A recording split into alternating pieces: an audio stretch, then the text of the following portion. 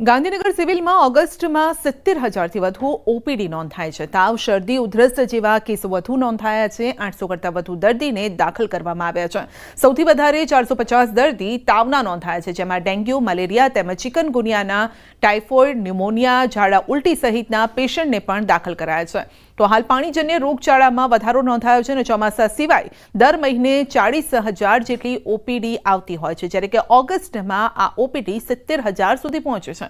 સૌથી વધુ બાળકો, પ્રસૂતા, ડાયાબિટીસ તેમજ બીપીના દર્દીમાં આ બીમારીઓ વધુ જોવા મળે છે। ઇન્ડોર અત્યારે અમારો 800 છે। ડેલી આઈપીડી અમારે 200 પેશન્ટ્સ જેટલા ઇન્ડોર થાય છે। મોસ્ટલી બધા પેશન્ટ્સ અત્યારે વરસાદના લીધે ડાયરિયા, વોમિટિંગ અને ફીવરના પેશન્ટ આવે છે।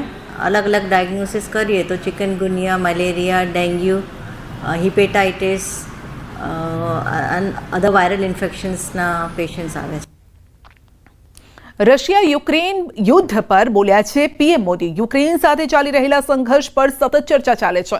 તાજેતરમાં કરાયેલા શાંતિ પ્રયાસોનું સ્વાગત છે। ભારત આશા રાખે છે કે આ પ્રયાસો યથાવત રહેશે। સંઘર્ષનો અંત આવે તે દિશામાં પ્રયાસો થાય અને સ્થાયી શાંતિ સ્થપાય તેવો માર્ગ શોધવો પડશે।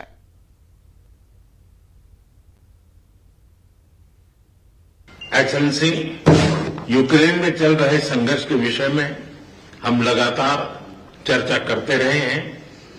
हाल में किए गए शांति के सभी प्रयासों का हम स्वागत करते हैं।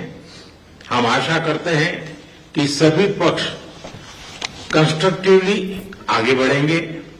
संघर्ष को जल्द से जल्द खत्म करने और स्थायी शांति स्थापित करने का रास्ता खोजना होगा। ये पूरी मानवता की पुकार है।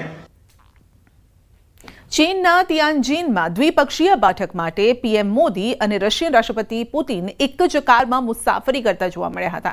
પીએમ મોદી અને પુતિન એક જ કારમાં દ્વિપક્ષીય બેઠક માટે રવાના થયા હતા।